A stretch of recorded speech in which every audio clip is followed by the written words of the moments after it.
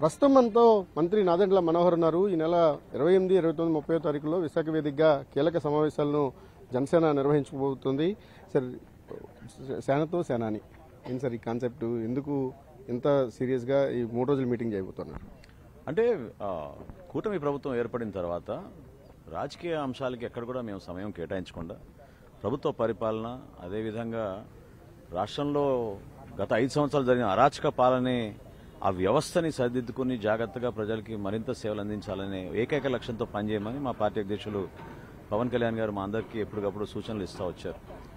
ఆవిర్భావ దినోత్సవం సందర్భంగా పిఠాపురంలో జరుపుకున్న సభ తప్ప మా జన సైనికులకి, వీర మహిళలకి వాళ్ళతో కూర్చుని చర్చించి క్షేత్రస్థాయిలో జరుగుతున్న అభివృద్ధి కార్యక్రమాలు కానివ్వండి, సంక్షేమ కార్యక్రమాలు కానివ్వండి, వీటిపైన సమాచారం తెప్పించుకోవాలి, అర్థం చేసుకోవాలి, మరింత మెరుగైన పరిపాలన అందించాలనే ఆలోచన మా పార్టీ అధ్యక్షులు పవన్ కళ్యాణ్ గారికి ఎప్పటి నుంచో ఉంది. ఆ సమయం ఇప్పుడు కేటాయించుకుని ప్రత్యేకంగా 3 రోజులు విశాఖపట్నంలో 28వ తారీఖున లెజిస్లేచర్ పార్టీ సమావేశం ఉదయం 9ంటికి ప్రారంభమై, అదేవిధంగా రాష్ట్ర స్థాయిలో ఉన్న కార్యవర్గాన్ని అందరినీ కూడా ఆహ్వానించి మధ్యాహ్నం నుంచి వాళ్ళతో సమావేశం. 29వ తారీఖున వినూత్నంగా సేనాతో సేనాని అనే కార్యక్రమం చేస్తున్నాం. ఆ రోజున 25 పార్లమెంటు నియోజకవర్గాల్లో ఉన్న మా యువత, పార్టీ కోసం కష్టపడిన మా వీర మహిళలు, మా జన సైనికులు, పోటీ చేసిన వ్యక్తులు స్థానిక సంస్థల్లో, అదేవిధంగా ఎవరైతే ఉపాధి కోల్పోయిన యువతలు, వాళ్ళందరినీ కూడా అవకాశం ఇచ్చి కల్పించి వాళ్ళు పిలిపించుకుని మాట్లాడి అనేక అంశాలపైన ఇందాక చెప్పినట్టు వైద్యం గురించి కానివ్వండి, లేదా పెట్టుబడుల విషయంలో కానివ్వండి, కొత్త ఆలోచనలు, న్యూ ఇన్నోవేషన్స్ గురించి కానివ్వండి, ఎన్విరాన్మెంట్ ఏ విధంగా మన పర్యావరణాన్ని పరిరక్షించాలి, ఏం చేయాలి, అదేవిధంగా గిరిజన ప్రాంతాల్లో ఉన్న సమస్యలు, రక్షిత మంచినీరు ఏ విధంగా అందుతోంది, వీటన్నిటిపైన సమగ్రంగా చర్చించుకుని ఆ అంశాలపైన కొంచెం అవగాహన తెచ్చుకుంటే రేపటి రోజున పరిపాలనని మనం ఇంకా మెరుగైన విధంగా ప్రజలకు తీసుకెళ్తాం అనే ఆలోచనతో ఈ సమావేశం ఏర్పాటు చేశాం. రాజకీయ అంశాలకు సంబంధించి చివరిలో 30వ తారీఖున ఒక అద్భుతమైన బహిరంగ సభ కార్యకర్తల కోసం ఈ సమావేశం, విస్తృత స్థాయి సమావేశం ఏర్పాటు చేశాం. Municipal stadium, Indira Gandhi municipal stadium విశాఖపట్నంలో.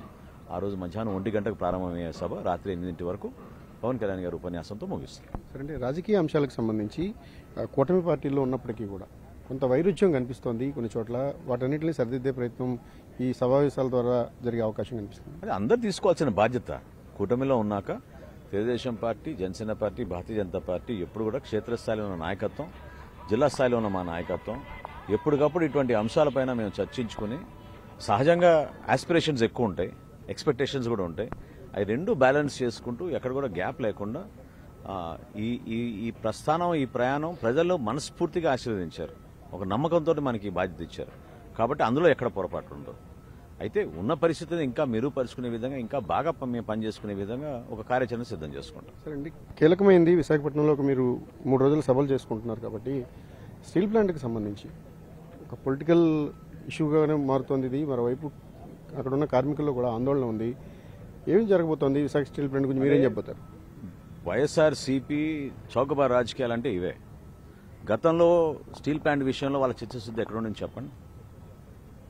ఆ రోజు వాళ్ళ పార్లమెంట్ సభ్యులు వచ్చి ఒక రోజు రోడ్డు పైన పెద్ద పాదయాత్ర చేసి హడావుడి చేసి వెళ్ళిపోయారు తప్ప, పవన్ కళ్యాణ్ గారు స్టీల్ ప్లాంట్ ప్రాంగణంలో మీటింగ్ పెట్టి ఒక బాధ్యతతోటి మన అందరం అఖిల పార్టీ డెలిగేషన్గా వెళ్లి గౌరవ ప్రధానమంత్రి గారిని కలిసి మనం రిప్రజెంట్ చేద్దామంటే ఎందుకు రాలేదు ఇలా రోజున? ముఖ్యమంత్రి గారిని ఆ నాయకత్వం తీసుకోమన్నారే ఆ రోజు, ఆయన ఎందుకు స్పందించలేదు? రాష్ట్రం నుంచి ఏకైక పొలిటికల్ పార్టీ, ఏకైక రాజకీయ నాయకులు పవన్ కళ్యాణ్ గారు ప్రకటన వచ్చిన 5వ రోజుకే ఢిల్లీకి ప్రయాణం చేసి గౌరవ అమిత్ షా గారితో సమావేశం ఏర్పడి ఈ ప్లాంట్ యొక్క ప్రాముఖ్యత, ఏ విధంగా మనకి ఎమోషనల్ కనెక్ట్ ఉంది మనకి, మన రాష్ట్రానికి, మన ప్రజలకి అనేది వివరించినప్పుడు వాళ్ళ పెద్ద మనసుతో స్పందించి ఆ రోజున ఆపించగలిగాం. ప్రైవేటీకరణ అనే అంశం లేదు అసలు.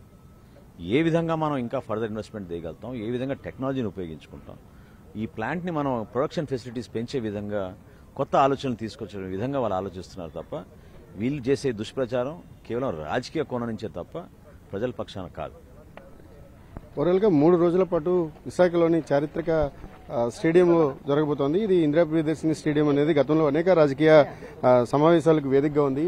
3 రోజులు పవన్ కళ్యాణ్ విశాఖలోనే ఉండబోతున్నారు. ప్రధానంగా 30వ తారీఖున తెలుగు రాష్ట్రాల నుంచి 15,000 మందికి పైగా డెలిగేట్స్ రాబోతున్నారు. వారందరికీ కూడా పార్టీ భవిష్యత్ కార్యాచరణ ప్రభుత్వంతో సమన్వయం చేసుకుంటూ ఏ విధంగా ముందుకు వెళ్లాలనే దానిపైన ఒక దిశానిర్దేశం జరగబోతోంది. త్వరలో జరగబోయే స్థానిక సంస్థల ఎన్నికల అంశాలు కూడా సూచయగా పవన్ కళ్యాణ్ ఇదే వేదిక నుంచి పార్టీ నాయకత్వానికి దిశానిర్దేశం చేసే ఛాన్స్ కూడా ఉంది. కెమెరామెన్ శ్రీధర్తో రవిచంద్రన్ టీవీ విశాఖపట్నం.